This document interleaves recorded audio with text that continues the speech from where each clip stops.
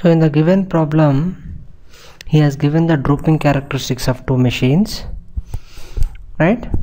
And he is asking you what is the load sharing by one machine at particular load. And also is given that at some load, at 100 megawatt of load, both machines are sharing equal power, that is 50 megawatt and 50 megawatt at rated frequency, right? So first we have to calculate the frequency at both at no load condition.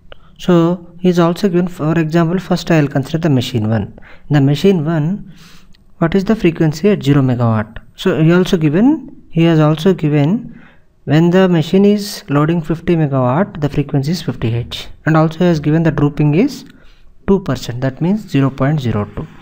Now frequency at 0 megawatt is equal to the nominal frequency plus the 2% of the 50 Hz. So how much you will get? You will get 51 Hz. And similarly you find out for machine 2. For machine 2, he has given the drooping characteristics of 3%. So it will be 51.5 Hz. Now I am going to put all this data in the graph.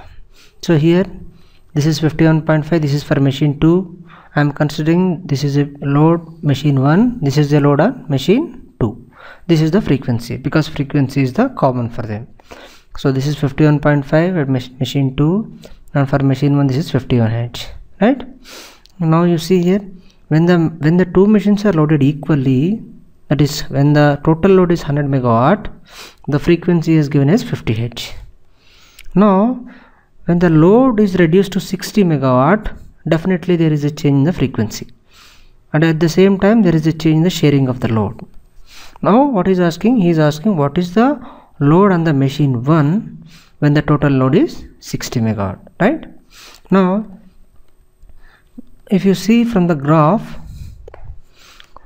so what we can do from the graph? From the graph we can write the slope is a constant, because slope is nothing but droop here. So for both the machines, whatever the lines I have drawn drooping characteristics, that is constant. The slope of that line is constant. Now you see here the slope when it is 50 megawatt, so the slope is 51 minus f by p1, because at p1 load, sorry, this is at p1 load, 51 minus p1 by 51 minus f by p1, that is also equal to 51 minus 50 by the total load is 50. So if you will get the equation in terms of frequency and p1. At the same time you apply the same analysis for the second machine.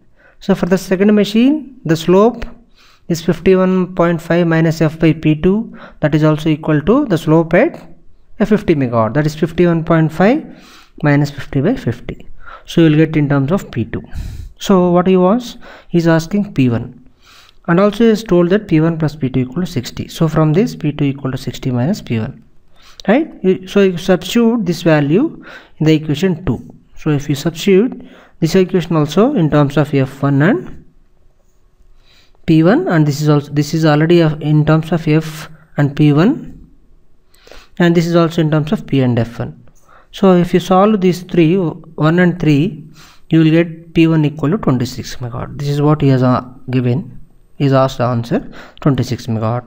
If you want to know what is the loading on the machine 2, that is from the equation 4, you can say that this is 60 minus 26, it is 34 megawatt.